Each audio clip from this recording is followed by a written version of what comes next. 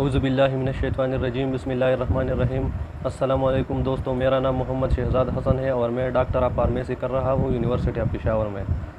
तो दोस्तों, जैसा कि मैं ख़ुद फार्मेसी कर रहा हूँ तो ज़्यादातर फार्मासिस्ट का ख्वाहिश होता है कि वो बाहर की कंट्रीज़ में जाए और वहाँ पर एज अ फार्मासिस्ट काम करें। तो मुझे भी ये बात अच्छी लगी, तो मैंने भी रिसर्च स्टार्ट करी इसके बारे में।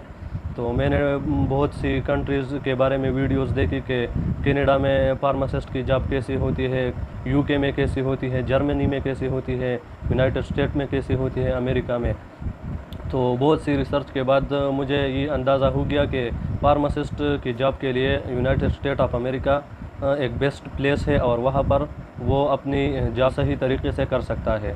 तो मैंने सोचा कि उन सब को एक ही वीडियो में जमा करके आप सबको वो स्टेप बता दूं कि स्टार्ट से लेके आखिर तक यूनाइटेड स्टेट ऑफ अमेरिका की फार्मासिस्ट की जो रिक्वायरमेंट होती है तो वो कैसी होती है। तो चलिए स्टार्ट करते हैं पॉइंट्स को। तो सबसे पहले हमारे पास पॉइंट आता है कि आपके पास PharmD का डिग्री होना चाहिए, आप एक रजिस्टर्ड फार्मासिस्ट हो। फार्मेसी की डिग्री में कैटेगरी बी भी होता है, फार्मेसी बी जो 2 साल की डिप्लोमा होती है, और PharmD की जो 5 ईयर डिग्री है। तो अमेरिका में फार्मासिस्ट के लिए वो डिग्री लाजमी है। तो सबसे पहला स्टेप ये है। दूसरा स्टेप जो है वो ट्रांसक्रिप्ट है। जब आप अपनी डिग्री जो है वो आप अपनी यूनिवर्सिटी में पूरा करोगे तो आप अपनी डिग्री की एक ट्रांसक्रिप्ट बनाओगे फर्स्ट ईयर से 5th ईयर तक, और वो ट्रांसक्रिप्ट जो है वो अमेरिका की जो ECE बोर्ड है वो आपसे वो मांगता है, तो फिर आप वहाँ पे वो सबमिट करते हैं।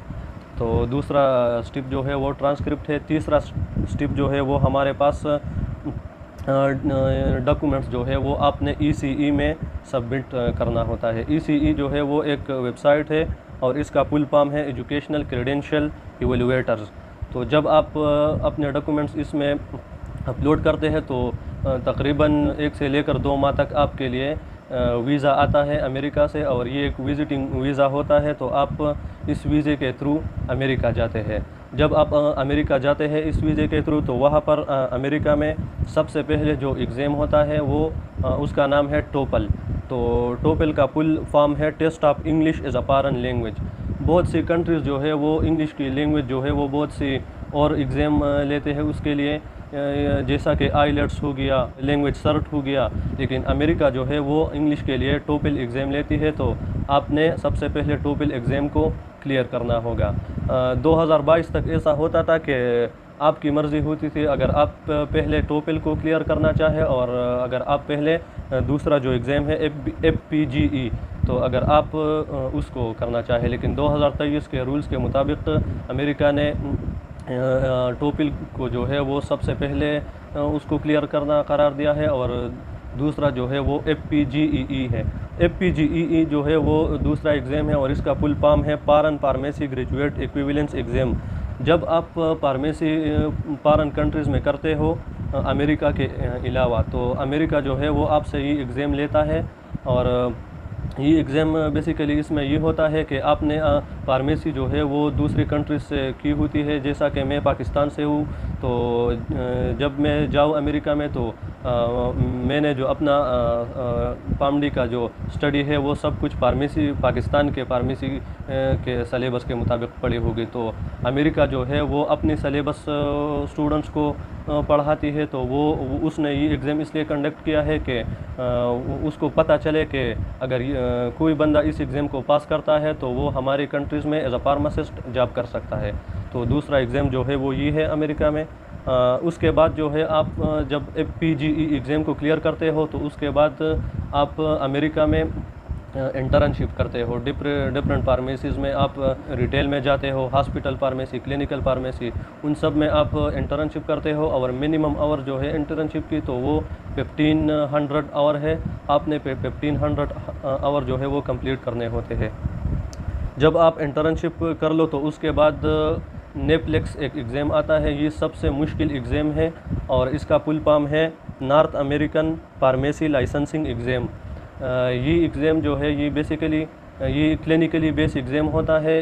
इसमें ज़्यादातर ऐसा होता है कि एमसीक्यूज़ में आपको एक क्लिनिकल रिकॉर्ड पेश किया जाता है पेशेंट का, और आप उसके मुताबिक उसमें जो है वो ड्रग्स आप पेशेंट को प्रोवाइड करते हो। तो ज़्यादातर वीडियोस जब मैंने देखी तो वहाँ पर जो रजिस्टर फार्मासिस्ट है वो कहते हैं कि नेप्लिक्स जो है वो इन सारे एग्ज़ाम्स में नेप्लिक्स जो है वो सबसे मुश्किल एग्ज़ाम होता है।